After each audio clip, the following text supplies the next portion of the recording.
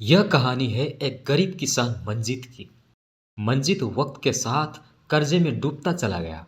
एक दिन मंजीत अपने खेतों में काम कर रहा था कि तभी वहां पर जमींदार आ जाता है। देख मंजीत, मैंने तुझ पर भरोसा करके पैसे दिए थे। या तो तू मुझे मेरे पैसे लौटा या फिर ये जमीन मेरे नाम कर दे। मालिक, ऐसा जुर्म मत करो।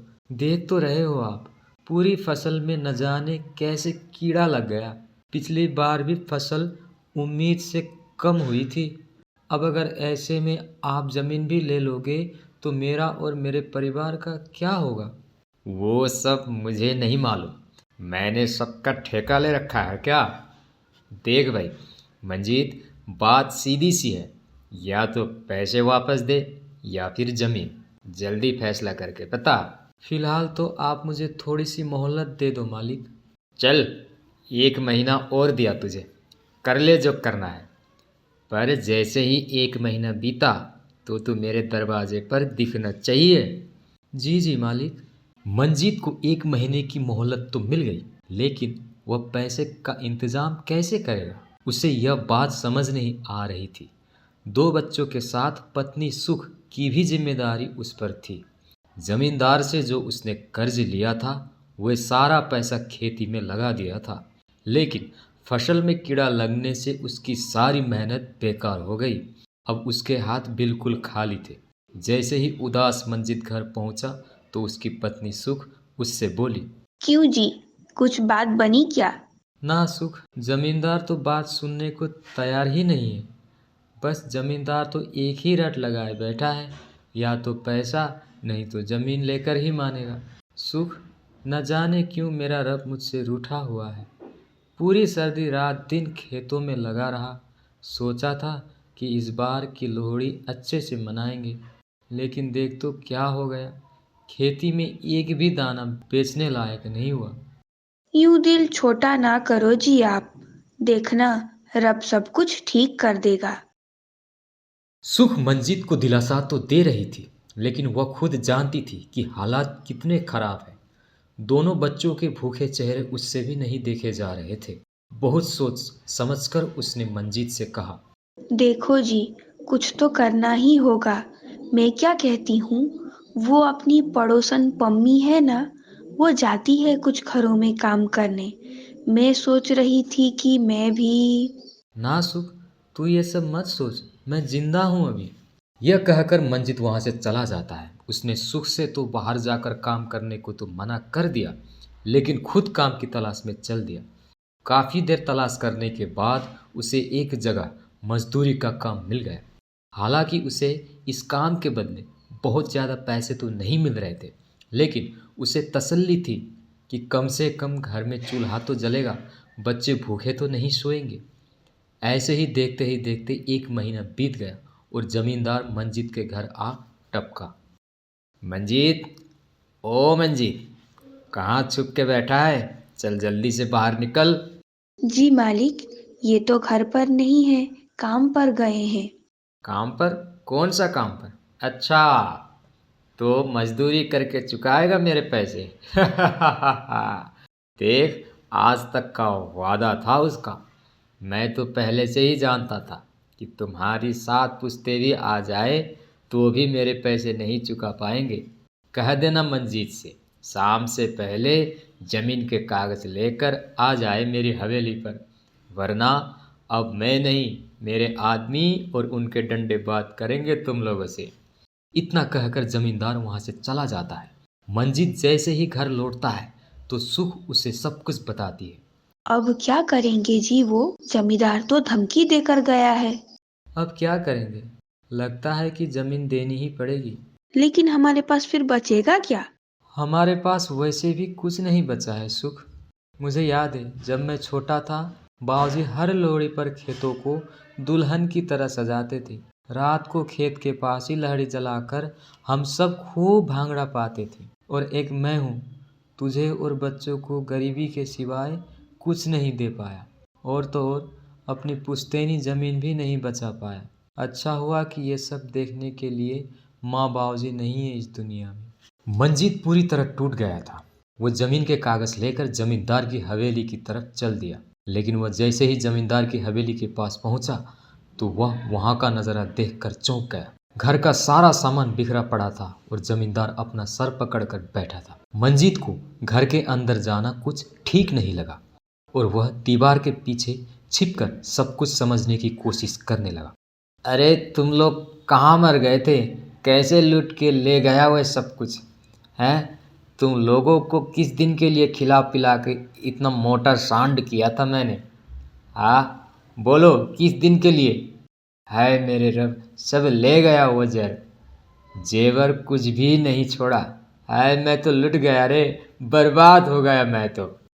मालिक, अब तो पता नहीं कैसे कल रात सब एक साथ बेहोश हो गए। लगता है कि जिसने भी ये सब किया उसने हवा में कुछ मिला दिया था, जिसकी वजह से सब बेहोश हो गए और किसी को कुछ पता ही नहीं चला।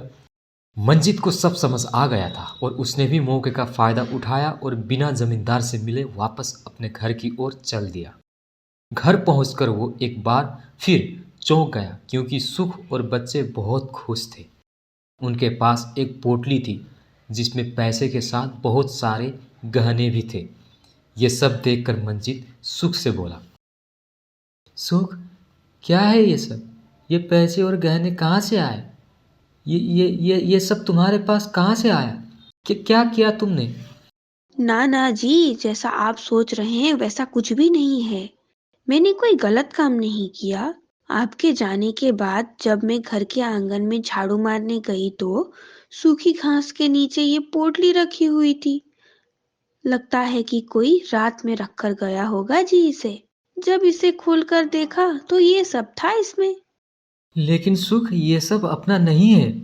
मुझे तो कुछ समझ नहीं आ रहा। एक तरफ वहाँ जमींदार के यहाँ वो सब और फिर यहाँ ये पोटली। जमींदार के घर क्या हुआ जी? और वो जमीन के कागज क्या दिए आपने उसे? मंजीत सुख को वे सब बताता है जो उसने जमींदार के घर पर देखा था। सब कुछ सुनने के बाद सुख मंजीत से कहती है, वाह वाह मेरे भाई गुरु वाह। मुझे पता था कि रब हमारे साथ है। जमींदार को उसके किए की सजा मिली है और हमें हमें हमारे मेहनत का इनाम। अब खुश हो जाओ जी। अब अपनी लौड़ी खूब अच्छे से मनेगी जी। नहीं सुख, मुझे कुछ गड़बड़ लग रही है। जमींदार के साथ जो हुआ वो जरूर किसी चोर डाकू का काम है।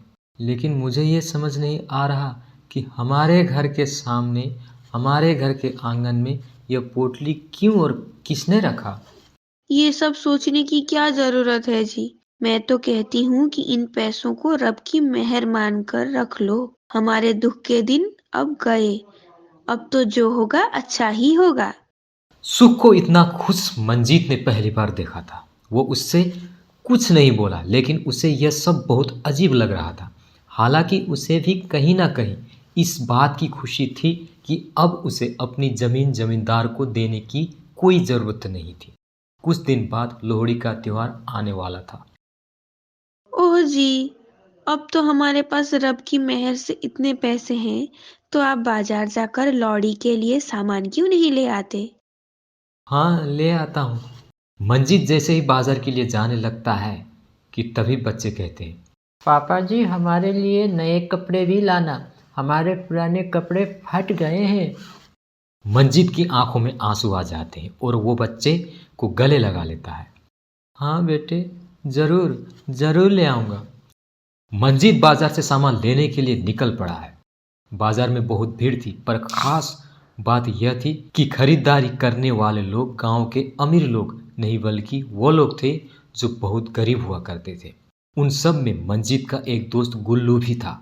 मंजीत ने उससे जाकर पूछा, अरे गोलू भाई, तुमने जो पूरा थैला भर लिया, क्या बात है भाई? लगता है कि इस बार लोहड़ी खूब अच्छे से मनेगी। अरे भाई, सिर्फ मैं ही नहीं, पूरा गांव लोहड़ी पर धूम मचाएगा। आपने दूल्हा भट्टी जो आ गए वापस, क्यों तेरे घर कुछ नहीं छोड़ा क्या उन्होंने? अच्छा, इसका मतलब वो पोटली उन्होंने? हाँ मेरे भाई, वो कौन है यह तो कोई नहीं जानता, लेकिन यह तो तय है कि जो काम दूल्हा भट्टी ने शुरू किया था वह उसे ही आगे बढ़ा रहा है।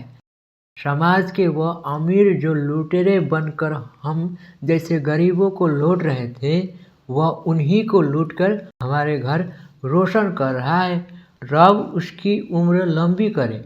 फिर अब चलता हूँ मैं, तू भी खरीद ले सामान। मिलते हैं लोहड़ी पर, मिलकर सारी रात भांगड़ा करेंगे। इतना कहकर गुल्लू वहाँ से चलता है। मंजीत चैन की सांस लेता है, क्योंकि अब वह जानता था कि उसके घर में जो पैसे आए हैं वो कहाँ से आए। वो हाथ उठाकर वाहे गुरु का शुक्रिया अदा करता है और सामान लेकर वापस घर आ जाता है। साथ ही उसने जमींदार का कर्ज भी चुका दिया और अपने पूरी परिवार के साथ खुशी खुशी लोहड़ी का त्यौहार मनाया। मंजीत बहुत खुश था, क्योंकि उसके पास अपनी ज़मीन पर फिर से खेती करने के लायक अभी पैसे थे। तो दोस्तों, अगर आपको ये कहानी पसंद आई हो तो वीडियो को लाइक कर चैनल को सब्सक्राइब ज़रूर करें।